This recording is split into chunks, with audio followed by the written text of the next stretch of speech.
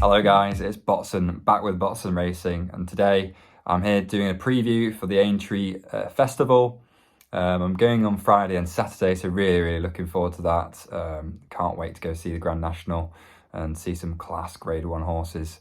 Looking to see John Bolton and the likes of them coming up soon. But tomorrow is Thursday. I'm doing the preview as of Wednesday evening, around about 6:30. So the prices are current as I say them.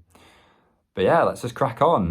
Hopefully we can have a good festival like Cheltenham and prove it wasn't just down to fluke. A lot of research goes into these tips. A lot of effort does go into trying to find some value. Day one is going to be a bit hard, I think. Very competitive races, but we'll kick off with the first race in the 145 at Aintree. And this is the Manifesto Novices Chase. Interesting field here. It's going to be a very competitive race. Wouldn't class this as a Grade 1 at all. The horses in here are below par, Grade 1 horses. There's nothing really that stands out. It is between the top two in the market, between Warlord and PIC D'ORHY. I liked Warlord when he stayed on at the Arkle. I think it's crying out for a step up and trip. 2 mile 4 will definitely suit this horse. Whether it can stay on against the likes of PIC D'ORHY, we'll have to see, and Aintree Hurdle. I will have to side with PIC D'ORHY in this one. The only problem with this horse is that it's only run at right-handed tracks. So, you know, your Kemptons, your Sandowns, your Ascots. And going around Aintree this time left-handed will be a bit of an issue. So that's the one thing I would be wary of. But 3 to 1, I don't really understand the drift currently for PIC D'ORHY. I think it's better than Warlord. Hasn't run at the festival. It's come here. And Warlord, maybe, you know, it was a pretty big run to stay on for 4th in the Arkle. So, you know, maybe that's had a knock-on effect. Yeah, I'm hoping so. So PIC D'ORHY for me as well. And another one is Miller's Bank. Again, last time out, finished 2nd behind PIC D'ORHY.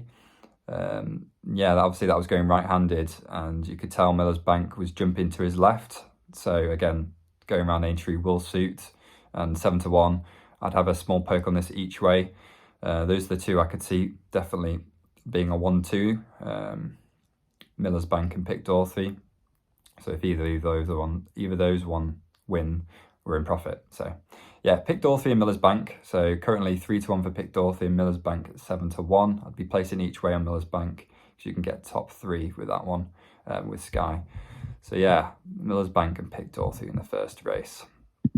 Okay, moving on to the second race, and this is the 4-year-old juvenile hurdle. Top 2 in the market.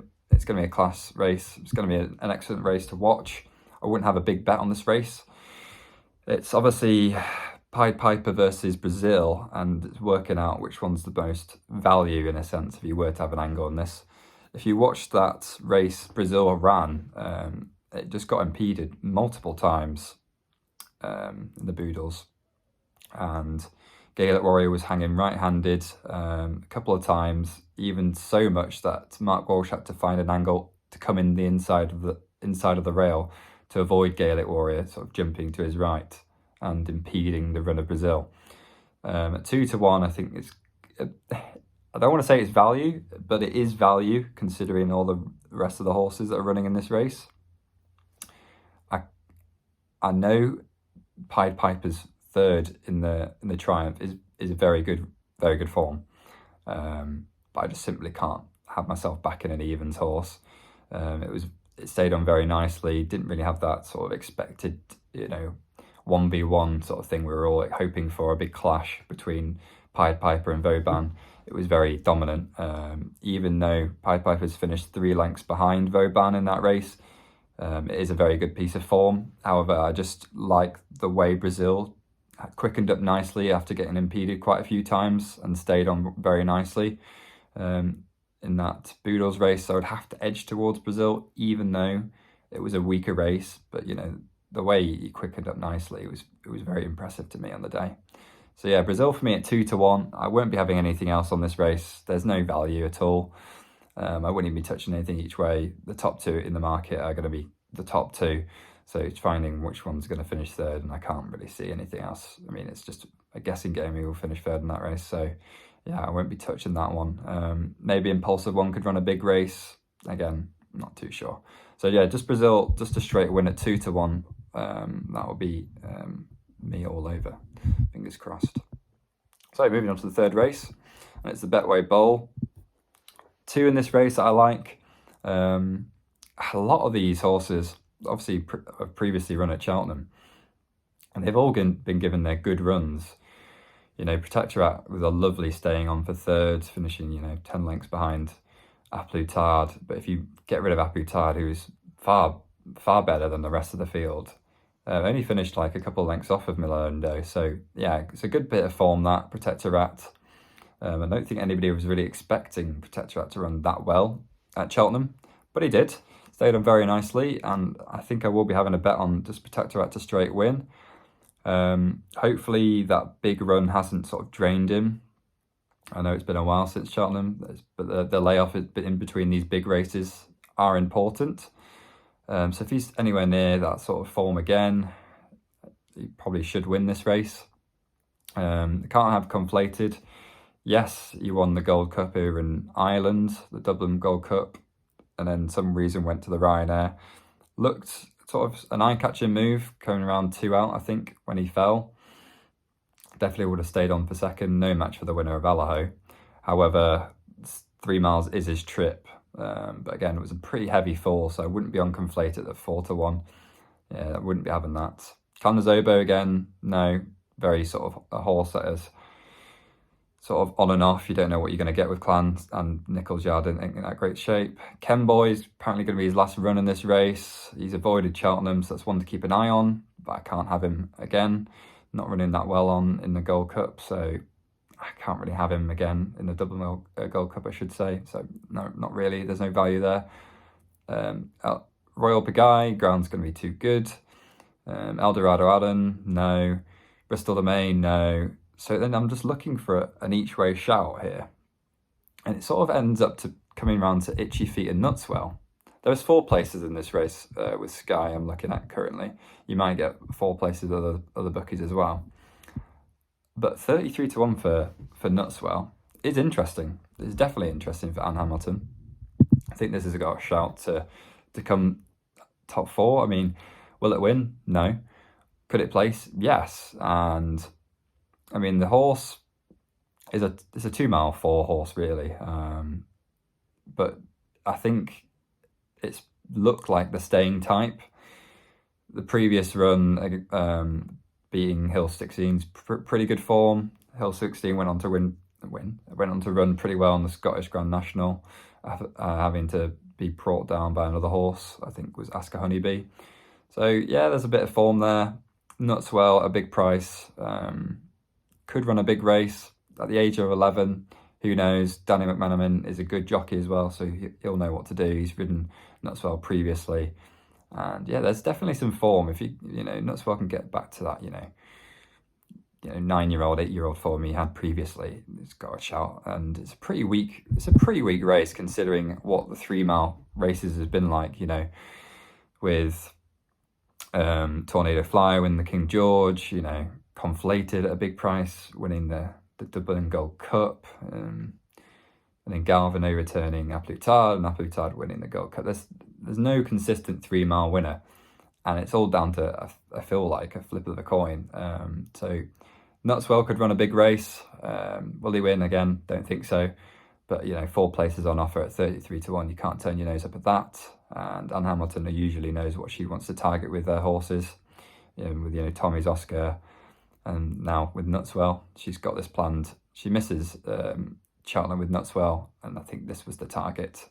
So yeah, Nutswell 33-1 and Protectorat currently at 3-1 to straight win.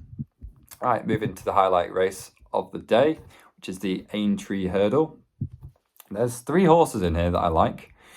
Obviously, it's going to be between Epatante and ZANAHIYR. ZANAHYR's been screaming for a step-up in trip for a long while. With those constant seconds behind, what's his name? Sharjah, that's his name. So yeah, I mean, when he ran in the Champion Hurdle looked the better of the two between Epatante and ZANAHIYR. ZANAHIYR looked like the one that's staying on. So 2-1 ZANAHIYR, I would have that bet on him just a straight win. And then I was looking at an each way point of view, and I was undecided between two of these horses. So I don't know if I'll just back both of them on the day, or if I'll just decide to go with my gut here. My gut's telling me Glory and Fortune each way, and my head's telling me Guard Your Dreams. Both these horses have got pretty good form. Glory and Fortune staying on a nice 5th, again in that Champion Hurdle. I don't know if it's crying out for 2 mile 4. It has previously run 2 mile 4 about four or 5 runs ago. Didn't look that great. But again, you know, that could be a reason why. That good run at Cheltenham behind Honeysuckle and ZANAHIYR and Epatante. Maybe now going up to 2 mile 4 could be a good thing. And maybe Tom Lacey's thinking that's the ideal trip, getting outpaced. But again, you've got to be thinking, is the form well? Is she just outclassed? So again, that's one to take into account. And then Guard Your Dreams with the Nigel Twiston Davis and obviously Sam on board as well. Again, got some great pieces of form. Yeah, 2 mile 4 seems to be the ideal preference. You know, it's run against Buzz, finished 3rd behind Buzz, which has got a bit of good form in November. It's got form behind Song for Someone. There's form behind Goshen. There's form behind Stormy Island. So we're looking at top class horses here. It's missed out Cheltenham for a reason, and there's a lot of market movement here. It seems to be fluttering around 28s, and it's been down to 22s and back up to 28s and then back up down to 25s. So there's obviously some movement in the market on this one. So it's one to keep an eye on for sure. But again, I'm not too sure which one to go on. I probably will favour Guard Your Dreams because I'm trying to think with my head and not my heart. So Guard Your Dreams at 22, 25-1 in some places to hopefully nab a second. And ZANAHIYR to straight win, but we'll have to look on the day if there's any movements at all, because if there's movements coming in for Guard Your Dreams or Glory of Fortune, that'll make me more confident. So it's one to keep an eye on, both those two. The bet definitely is just ZANAHIYR to straight win, but those two are the ones to keep an eye on. My voice is going. But yeah, those are the two, definitely. ZANAHIYR to win, probably Guard Your Dreams to run a big race at 25-1. But yeah, if you can get enhanced places, I think Bet365 you can enhance your places. You can ask for top 3, but it reduces the odds. So maybe have a look on that one. I'm not too sure if any other bookies do that, but I know they do for sure. Moving on to the next race, the Fox Hunters.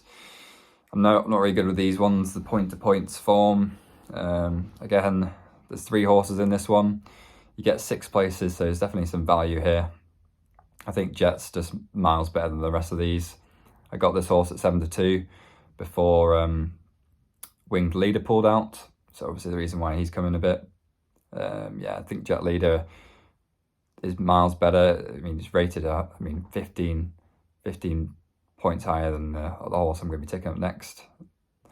But yeah, Jett seems to be the one to beat here, the most one that's going to take all the beating. And yeah, I can't really say more really. It's great form. It's run on well. Even ran at the National last year. So yeah, I mean, this horse should win this race. I mean, it's a class 2. I'd be all over Jett in this one at 11-4. 2 to mention here is Mighty Stowaway. Obviously ran in that Fox Hunters chase at Cheltenham, finished 3rd. So obviously you look at horses that run at Cheltenham usually tend to run well at Aintree if they're entered, if they run well. Yep, 12 lengths behind Billaway. Stayed on nicely. You never know with these point-to-points, so obviously there's form there on good to soft. So Mighty Stowaway at 11-1 to run in the top 6. I think you're going to get your money back and a bit more. Do I think he'll win? No, Jett will probably just win this race. But yeah, Mighty Stowaway at 11-1 to place, or each way I should say. Isn't a bad bet at all. Not much to say about that one. And then the interesting one is BREUIL. BREUIL? Yeah, I don't know if I said that wrong at all, but yeah, that's the one to look out for. This is the one that's interesting because he's always run over 3 miles these past 1 or 2 years, and he's had a lot of impressive wins when he was a lot younger. He used to run 2 mile 4, and I mean, he hasn't run over 2 mile, anything short of 3 miles in a long time. So this is an interesting one, because there must be a reason why Ben Paulings thought, oh, I'll drop this one down and trip. It's a weaker field for sure. However, you know, there's got to be a reason why Ben Pauling thinks, yes, I'm gonna chuck him in here. He's a 3 mile specialist now, but he used to be a pace horse, so maybe he's just fancying his chances here. There's a bit of a movement here. He was 25s down to 16s into 20s now currently. So obviously there is some market support there. So yeah, LeBreuil, don't know how you say it. He's the one for me. At 20 to 1 each way. 6th place is offering good to soft is preferable ground preference. So yeah, I mean, anything can really win this thing. I mean, Jett should win this race, but you know, it's all down to luck. I would say these Fox Hunter Open chases, you know, these Hunter chases are just, I mean, it's hard to pick a winner just because you don't know what the point-to-point forms are like. It's hard to read up on form as well, and you know, you don't know how it's going to run. So yeah, those 3 I like, and yeah, I might as well just move on to the last 2 races. Now we're in the Red Run Handicap chase. There's 2 in here that I just like. We'll get onto them straight away. One was with Sam Thomas, and that's before midnight, currently at 13 to 2. Got some good form behind Finabile Sibila, who ran well in the champion chase at Cheltenham. Well handicapped. I think it's a mark of 148 is a pretty good mark for him. Should be a 155 horse. Very progressive. Ran against Shishkin, I believe. In the penultimate run, obviously got way outclassed, but you know, it's Shishkin, and that was the Shishkin we know before Henderson found out there was a rare bone disease. But you know, I think before midnight is well handicapped. I mean, I say that he's off a mark of 148, and that's not really handicapped well, but you know, he's a lot higher in my opinion. He should be a 155 horse, maybe even a 160 horse. But yeah, before midnight should run really well. There's obviously Ferrero Bamboo's the one to look out for. There's definite form with that one. Again, behind Global Citizen, who then went to win at Cheltenham. So again, boosted form. But I prefer before midnight here. Again, the Queen Mother's showing up for Finabile Sibila to be a good horse. And I think before midnight can run a good race there. And the other one is Time White at 14 to 1 currently. It is a bit of a drifter in the market, so I would wait for best odds guaranteed. Got overturned last time out behind Golden Boy Grey. Very disappointing run. But yeah, if you exclude that run, you look at the previous run, and that was very, very impressive. Got put up £8 for that win, only winning by 4 lengths, but easily won. Got pulled up just before the line. Yeah, won very impressively. So there must have been a reason why Time White didn't run well last time out. Given, you know, a good £11 to the winner last time out, maybe that was it. Who knows? I'm not too sure why it got overturned. Praying that it's something to do with the ground, maybe. Maybe he prefers softer ground. So hopefully a bit of rain comes tonight, or you know, tomorrow morning. Hopefully they even water the course as well. But Time White maybe screaming out for a softer bit of ground. So if there's a bit of rain or weather, I'll be looking at this one. 14 to 1. Paul Nicholls, again, hasn't been in good form, so maybe it's something to do with that. But yeah, I mean, Time White at 14 to 1 could run a good race. Fingers crossed. I mean, this is a hard race to pick. I was looking at some big prices horses in this one. I couldn't really fancy anything. Maybe Bun Duran to run a big race again, the 11-year-old. I mean, not too sure what the prices are currently for him, but that's one to look out for sure. But yeah, so on to the last race. It's been a long video already, so I'm sorry for keeping you all long. There's only one bet in this race, and that is on Ashford Diamond. Stayed on quite nicely. Didn't find much room coming round 3 out, and yeah, it was pretty eye-catching, and it stayed on quite nicely. No match for the winners, obviously. I mean, the top 3 were all within a head of each other, but this horse beat Pink of the Park. Just stayed on just past Pink of the Park, and I think that's a great piece of form. Pink of the Park's then gone on to run a pretty good race next time out, finishing second, so it's enhanced a bit of form. 5-1 currently. Expect this horse to come in a bit. Rosy Red one, obviously the one to look out for, being the mare, so she claims a bit of weight off those. I think claims about £8 or so, so, you know, obviously that's a bit of a worry. But I think Ashford Diamond with Patrick Mullins on board, I mean, one of the few Willie Mullins runners here, got to be a reason why I sent this one out. So yeah, just one bet here on Ashford Diamond at 5-1 to win on this one. Only 4 places, so again, there's about 20 runners here, 25 runners here, so I mean, 20 runners actually. There's 20 runners here, there's 4 places in office, there's just no each way value at all. Anything can really run well. You don't know what's going to be progressing. But that 4th, last time out, yeah, it's very impressive in a grade 2.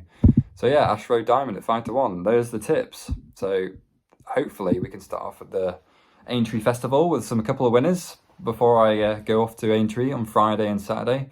I will be posting videos during the evening, fingers crossed, if I can get them out. So I'm hoping for a good day tomorrow to start off the day with some winners. And yeah, I mean, let's hope we have a better festival than Cheltenham.